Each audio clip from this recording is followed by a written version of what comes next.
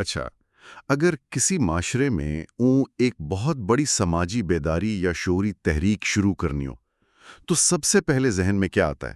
مطلب یہی نا کہ کوئی بہت لمبا چوڑا سیاسی منشور چاہیے ہوگا، یا گھنٹوں کی جذباتی تقریریں، اور ظاہر ہے کروڑوں روپے کا فنڈ۔ بالکل ایسے ہی لگتا ہے، لیکن آج کے اس تفصیلی جائزے میں ہم جن ماخذ کو کھنگال رہے ہیں نا، وہ ایک بالکل مختلف اور سچی بات ہے، ایک بڑی حیران کن کہانی سناتے ہیں۔ ہاں، وہ کہانی جو ہمیں بتاتی ہے کہ اصل طاقت پیسوں یا فنڈز میں نہیں ہوتی۔ صحیح۔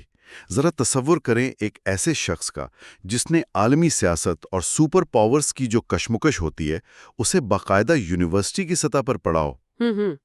لیکن پھر اس نے یہ فیصلہ کیا کہ لوگوں کو جگانے کا سب سے خطرناک اور مؤثر ہتھیار کوئی بھاری بھرکم سیاسی مقالہ نہیں ہے، بلکہ ایک سادہ سا لوک گیت ہے۔ واہ، واقعی یہ بہت گہری بات ہے۔ آج کی اس نشست میں ہم بلوچی زبان کے مایہ ناز شاعر مبارک قاضی کی زندگی اور ان کی مزاحمت پر بات کر رہے ہیں۔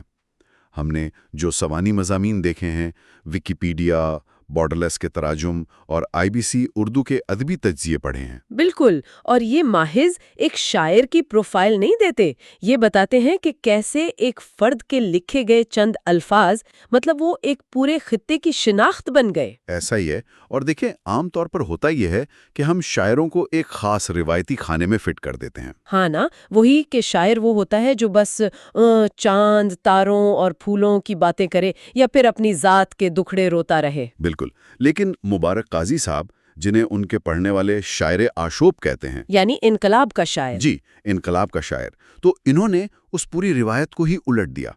انہوں نے رومانوی شاعری کے سانچے کو توڑا نہیں، بلکہ اس کے اندر مزاحمت کا بارود بھر دیا۔ اور یہی سب سے دلچسپ پہلو ہے، مطلب انہوں نے محبوب کی زلفوں کی بات کرنے کے بجائے اپنی زمین، اپنے پہاڑوں اور سمندر کی بات کی، لیکن انداز وہی جذباتی اور رومانوی رکھا۔ مجھے تو یہ طریقہ کار ہمیشہ بہت متوجہ کرتا ہے، لیکن اس سے پہلے کہ ہم ان کی شاعری کے اس جادو کو مزید سمجھیں، تھوڑا سا پیچھے چلتے ہیں۔ ہاں، ان کی بنیاد کی طرف۔ ہاں، کیونکہ کسی کو بھی سمجھنے کے لیے دیکھنا پڑتا ہے کہ اس کا پس منظر کیا تھا۔ تو مؤخذ کے مطابق مبارک قاضی 1956 میں بلوچستان کے ساحلی قصبے پسنی میں پیدا ہوئے۔ ان کے والد کا نام کہدہ امان اللہ تھا۔ اور پسنی اس وقت کوئی بہت بڑا ترقی یافتہ شہر تو تھا نہیں، ایک سادہ سا ماہی گیروں کا علاقہ تھا۔ بالکل ایک ساحلی ماحول، وہاں سمندر کا ایک وسیع کینوس ہے جو یقیناً ان کی شخصیت کو ایک وسعت دے رہا ہوگا، لیکن ان کا جو تعلیمی سفر تھا وہ کوئی سیدھی لکیر نہیں تھا۔ ظاہر ہے رکاوٹیں تو تھیں۔ جی، 1972 میں میٹرک کیا، پھر کراچی کے سندھ مسلم آرٹس کالج گئے، مگر مالی حالات اتنے خراب تھے کہ پڑھائی بیچ میں ہی چھوڑنی پڑی۔ اچھا دیکھیں، یہ جو ادھورا پن ہے نا، میں سمجھتی ہوں کہ اسی نے دراصل ان کی شخصیت کی تعمیر کی۔ وہ کیسے؟ مطلب جب مالی مجبوریوں کی وجہ سے آپ کو اپنی تعلیم منقطع کرنی پڑے تو انسان زندگی کی وہ تلخ حقیقتیں سیکھتا ہے جو کوئی نصابی کتاب نہیں سکھا سکتی۔ یہ تو ہے، کتابی علم اور عملی زندگی میں بڑا فرق ہوتا ہے۔ بالکل، تو خیر وہ واپس گئے، پھر کچھ عرصے بعد دوبارہ کراچی کا رخ کیا، وہاں اردو آرٹس کالج سے BA کیا اور بالآخر بلوچستان یونیورسٹی کوئٹہ سے ماسٹرز کی ڈگری لی۔ اور ڈگری کا مضمون کیا تھا یہ بتائیں ذرا؟ بین الاقوامی تعلقات، یعنی انٹرنیشنل ریلیشنز۔ رکیں، بس یہیں پر مجھے سب سے زیادہ حیرت ہوتی ہے۔ ایک طرف پسنی کا ساحل، وہ سادگی اور مالی مسائل کی وجہ سے تعلیم چھوڑنے کا دکھ، اور دوسری طرف ماسٹرز کی ڈگری، وہ بھی انٹرنیشنل ریلیشنز میں۔ یار مطلب یہ تو عالمی طاقتوں، جیو پالیٹکس، سامراجی نظاموں اور ڈپلومیسی کا علم ہے۔ بالکل، یہ تو بہت ہی پیچیدہ مضامین ہے۔ رات میں کالم کیوں نہیں لکھ رہا تھا؟ ہاں، یہ سوال تو ذہن میں آتا ہے۔ وہ اعلیٰ سطح کے سیاسی جرائد میں مقالے کیوں نہیں چھاپ رہا تھا؟ اس نے ان پیچیدہ عالمی حقائق کو بیان کرنے کے لیے اتنی سادہ اور عام فہمی بلوچی زبان کا انتخاب کیوں کیا؟ مطلب ایسی زبان جسے ایک عام سا چرواہا بھی گا سکے۔ یہ بہت کمال کا سوال ہے، میں بتاتی ہوں۔ اسے اس طرح دیکھیں کہ انٹرنیشنل ریلیشنز کی تعلیم نے مبارک قاضی کو یہ سکھایا کہ دنیا میں طاقت کا کھیل کھیلا کیسے جاتا ہے۔ صحیح۔ انہیں سمجھ آ گیا کہ یہ جو محکومی، ظلم اور وسائل پر قبضے کا جو عالمی اور ادارہ جاتی ماڈل ہے وہ کیا ہے۔ لیکن ساتھ ہی وہ یہ بھی جان گئے تھے کہ اگر وہ ان باتوں کو ایکیڈیمک اور بھاری بھرکم الفاظ میں لکھیں گے تو ان کی بات کہاں تک جائے گی؟ صرف کوئٹہ یا کراچی کے چند پڑھے لکھے لوگوں تک؟ بالکل، چند ایئر کنڈیشنڈ ڈرائنگ رومز تک محدود رہ جائے گی۔ پڑھے لکھے لوگ ان کے مقالوں پر داد تو دے دیں گے، لیکن معاشرے میں کوئی حقیقی تبدیلی نہیں آئے گی۔ اچھا، یعنی وہ یہ جان چکے تھے کہ تھیوری اور پریکٹس میں بہت فرق ہوتا ہے؟ ایسا ہی ہے۔ اگر جا کر ایک عام ماہی گیر یا پہاڑوں میں رہنے والے کسان سے بات کرنی ہے تو اسے عالمی طاقتوں کے توازن کا لیکچر تو نہیں دیا جا سکتا نا؟ ظاہر ہے وہ بور ہو جائے گا یا اسے سمجھ ہی نہیں آئے گی۔ انہوں نے کیا کیا کہ اپنے اس وسیع تر عالمی علم کو لیا، اس کا ارک نکالا اور اسے مقامی درد کے سانچے میں ڈھال دیا۔ واہ! انہوں نے مشکل استعاروں، غیر ملکی اصطلاحات اور ان پیچیدہ فلسفوں کو بالکل ترک کر دیا۔ سادگی اپنا لی۔ جی، انہوں نے فیصلہ کیا کہ وہ زبان بولیں گے جو ان کی اپنی مٹی کی زبان ہے۔ ان کا ہدف اشرافیہ کو اپنی ذہانت سے مرعوب کرنا نہیں تھا، بلکہ عوام کے سوئے ہوئے شعور کو جھنجھوڑنا تھا۔ اور اس کے لیے انہیں ایک ایسے میڈیم کی ضرورت تھی جو سیدھا دل پر جا کر لگے، اور وہ میڈیم ان کی مادری زبان اور ان کی شاعری تھی۔ بالکل درست۔ یہ بات سن کر مجھے IBC اردو کے مضمون کا وہ حصہ یاد آ رہا ہے جس نے مجھے سب سے زیادہ سوچنے پر مجبور کیا۔ کون سا حصہ؟ اس مضمون میں قادی صاحب کی شاعری کا تجزیہ کرتے ہوئے ترکی کے مشہور نوبل انعام یافتہ مصنف اورہان پامک کا حوالہ دیا گیا ہے۔ اچھا، ہاں، استنبول کے حوالے سے۔ جی، پامک نے استنبول کے لوگوں کے حوالے سے ایک اصطلاح استعمال کی ہے، حزن۔ انگریزی میں اسے آپ میلنکلی کہہ سکتے ہیں، یا ایک طرح کا بلیک پین۔ ایک گہری اداسی۔ ہاں، لیکن یہ کوئی ذاتی اداسی نہیں ہے کہ بھئی میری نوکری چلی گئی یا میرا دل ٹوٹ گیا تو میں اداس ہوں۔ صحیح۔ یہ ایک اجتماعی دکھ ہے جو پورے شہر کی، پوری قوم کی فضا میں رچا بسا ہوتا ہے۔ ان مضامین کے مطابق قاضی صاحب کی شاعری دراصل بلوچ عوام کے اسی مشترکہ حزن کی آواز بن گئی تھی۔ یہ جو حزن کا تصور ہے نا، اسے تھوڑا مزید کھولتے ہیں۔ میں سمجھتی ہوں کہ جب ایک پورا معاشرہ دہائیوں تک معاشی، سماجی یا سیاسی محرومی کا شکار رہتا ہے تو وہ دکھ کہیں جاتا نہیں ہے۔ تو پھر کہاں ظاہر ہوتا ہے؟ وہ ان کی میوزک، ان کے فن تعمیر، ان کے اٹھنے بیٹھنے، یہاں تک کہ ان کی روزمرہ کی گفتگو کا حصہ بن جاتا ہے۔ قاضی صاحب نے اس اجتماعی دکھ کو پہچان لیا تھا۔ ان کی شاعری نے بلوچستان کے سنگلاخ پہاڑوں اور سمندر کی لہروں کو محض قدرتی مناظر کے طور پر نہیں پیش کیا، بلکہ اس حزن کے گواہ کے طور پر پیش کیا۔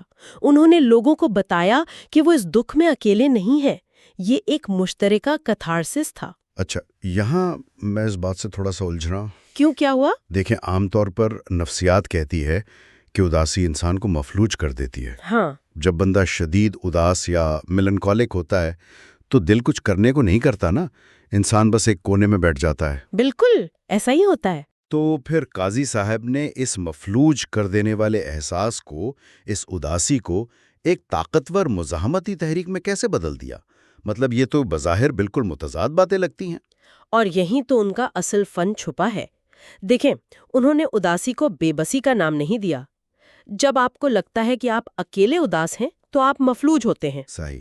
لیکن جب ایک شاعر آپ کو یہ احساس دلاتا ہے کہ تمہارا دکھ تمہارے پڑوسی کا دکھ اور اس پورے خطے کا دکھ دراصل ایک ہی ہے، تو وہ دکھ مشترکہ ہو جاتا ہے، اور وہ تنہائی ختم ہو جاتی ہے۔ بالکل۔ اور جب دکھ مشترک ہو جائے تو وہ کمزوری نہیں رہتا، وہ ایک رشتہ بن جاتا ہے، ایک یکجہتی بن جاتا ہے۔ واہ! قاضی کی شاعری میں محض آنسو تو نہیں تھے نا، اس حزن میں ایک شدید غصہ تھا، ایک کٹیلا طنز تھا، اور اپنے وطن سے دیوانگی کی حد تک محبت تھی۔ انہوں نے مبہم باتوں کے پیچھے چھپنے کے بجائے سیدھی بات کی۔ جی، انہوں نے سماج کے جابروں اور کرپٹ عناصر کو بے نقاب کیا۔ دراصل انہوں نے اس مشترکہ درد کو ایک ہتھیار بنا دیا۔ یہ تشبیہ بہت گہری ہے کہ درد ایک ہتھیار بن گیا، اور ظاہر ہے جب کوئی شاعر معاشرے کے مروجہ اصولوں کو، طاقتور ریاستی پالیسیوں کو اتنی کھلی اور سیدھی زبان میں چیلنج کرے گا تو اس کا رد عمل بھی آئے گا۔ بالکل، ریاست تو خاموش نہیں بیٹھے گی۔ طاقت کے ایوانوں میں بیٹھے لوگ اسے محض ایک کتابی بات سمجھ کر نظر انداز تو نہیں کر سکتے، اور ان مواخذ کو پڑھتے ہوئے ہم دیکھتے ہیں کہ قاضی صاحب کو اس کی ایک بہت بھاری ذاتی قیمت چکانا پڑی۔ ہاں، یہ تاریخ کا ایک تلخ سچ ہے کہ جو بھی شخص جمود کو توڑنے کی کوشش کرتا ہے اسے قیمت ادا کرنی پڑتی ہے۔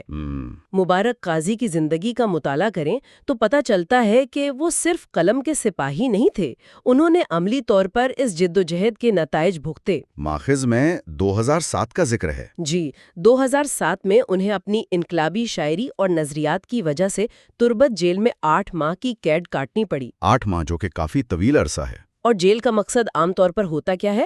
انسان کو توڑنا، اسے تنہا کرنا اور اس کے ارادوں کو کمزور کرنا۔ لیکن ایک سچے شاعر کے لیے جیل اکثر اس کے نظریات کی سچائی کی مہر بن جاتی ہے۔ بالکل ایسا ہی ہوا، اور بات صرف جیل تک نہیں رہی۔ ماخذ کے مطابق ان کے گھر پر قاتلانہ حملے اور بم دھماکے بھی ہوئے۔ ان تمام کارروائیوں کا ایک ہی نفسیاتی مقصد ہوتا ہے: خوف پیدا کرنا۔ لیکن یہ خوف میرے خیال میں اس وقت اپنے عروج پر پہنچ گیا ہوگا جب 2014 کا وہ سانحہ پیش آیا۔ جی، وہ بہت بڑا المیہ تھا۔ ماخذ میں درج حقائق کے مطابق ان کے جوان سال بیٹے قمر مبارک، جو مبینہ طور پر ایک مسلح علیحدگی پسند تنظیم سے وابستہ تھے، وہ ایک مسلح تصادم میں مارے گئے۔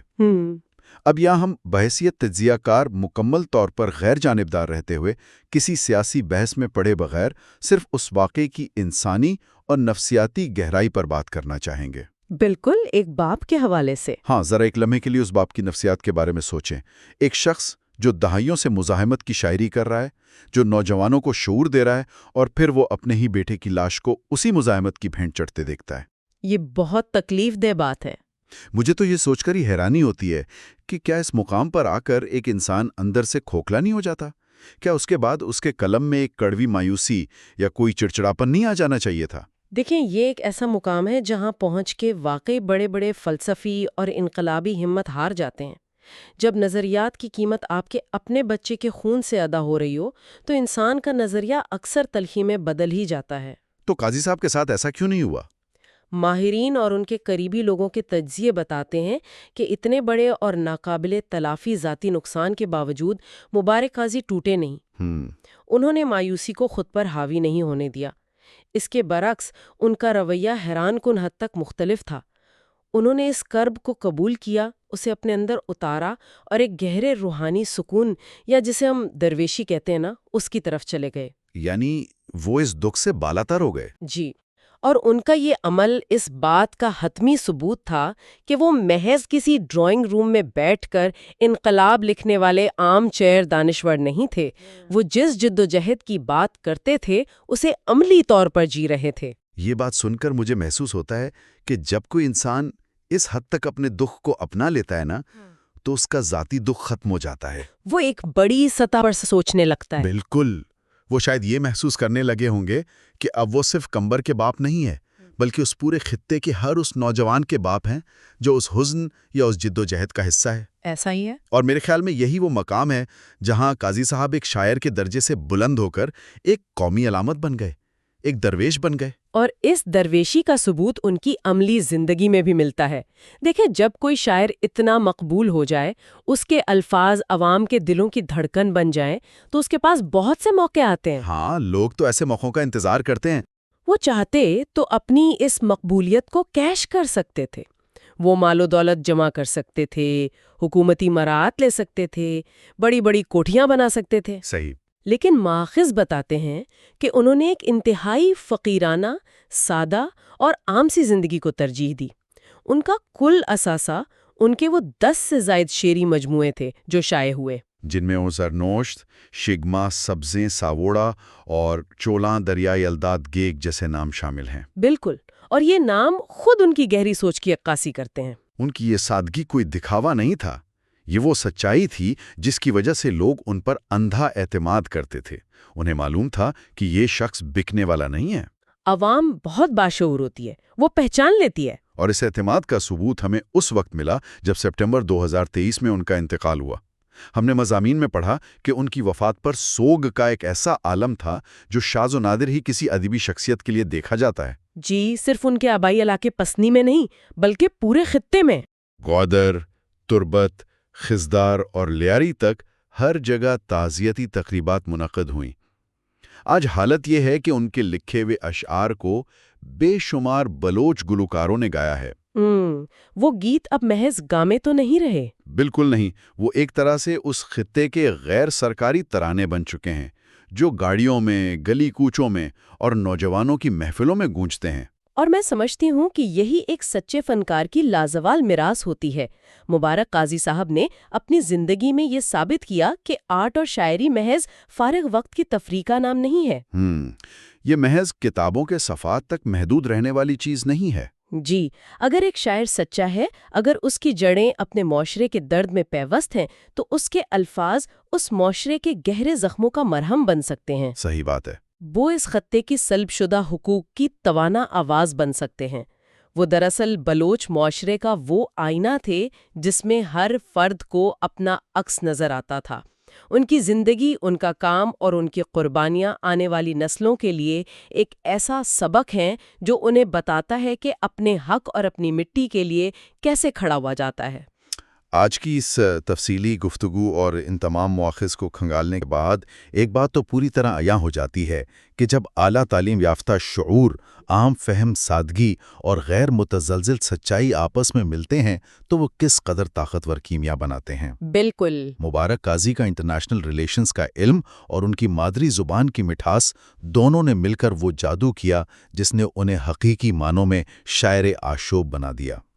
آج کی اس گفتگو سے یہ جاننا بہت اہم ہے کہ سچے اور کھرے الفاظ میں اتنی طاقت ہوتی ہے کہ وہ ہر قسم کی مادی طاقت کو شکست دے سکتے ہیں۔ آپ انسانوں کو جیل میں ڈال سکتے ہیں، لیکن آپ الفاظ کو سلاخوں کے پیچھے قید نہیں کر سکتے۔ یہ تاریخ کا ایک اٹل فیصلہ ہے کہ جبر کے ذریعے کسی سچی آواز کو دبانے کی کوشش ہمیشہ ناکام ہوتی ہے۔ صحیح۔ دبنے کے بجائے وہ آواز مزید ابھر کر سامنے آتی ہے اور کئی گنا بڑھ کر پھیلتی ہے۔ مبارک قاضی کی شاعری اس بات کی ایک زندہ مثال ہے کہ سچائی اپنا راستہ خود تراشتی ہے، چاہے اس کے راستے میں کتنے ہی سنگین حالات کیوں نہ کھڑے کر دیے جائیں۔ آج کی گفتگو کے آغاز میں ہم نے ایک ایسے ہتھیار کا ذکر کیا تھا جو بغیر گولیوں کے چلتا ہے اور جس پر کوئی زنجیر نہیں ڈالی جا سکتی۔ مبارک قاضی نے اپنی پوری زندگی اسی ہتھیار کا استعمال نہایت مہارت اور بہادری سے کیا۔ ان کا قلم ہی ان کی طاقت تھی۔ بالکل۔ لیکن اس سے پہلے کہ ہم آج کے اس نشاست کو ختم کریں، میں ایک سوچ چھوڑے جا رہا ہوں۔ جب ایک پوری تحریک، ایک پورے خطے کی شناخت اور ان کا اجتماعی کتھارسس کسی ایک شاعر کی آواز پر اس قدر انحصار کرتا ہو تو اس آواز کے طبعی طور پر خاموش ہو جانے کے بعد کیا ہوتا ہے؟ جب وہ شخص دنیا سے چلا جاتا ہے تو کیا اس کے بعد وہ تحریک اپنا وہ رومانوی اور مزاحمتی ردھم کھو دیتی ہے، یا پھر شاعر کی جسمانی غیر موجودگی میں اس کے لکھے گئے الفاظ مزید گونجدار، مزید طاقتور اور ناقابل شکست ارواح بن کر ابھرتے ہیں؟ اس پر ضرور سوچیے گا۔